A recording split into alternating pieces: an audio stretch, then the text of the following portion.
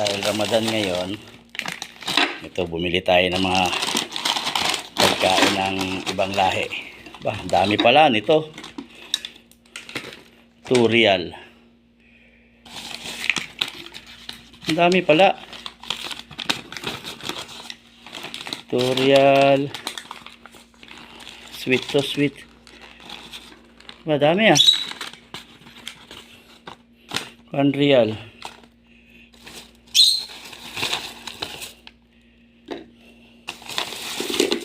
₱1.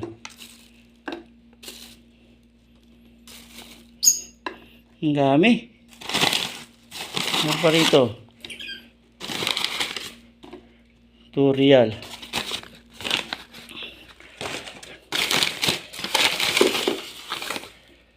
Ito pa oh. Wala palang laman to sa loob eh. Ayan, 1 real. 2 piraso. Ayan mga pagkain nila ngayon.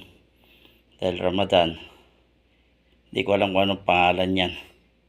Kain tayo.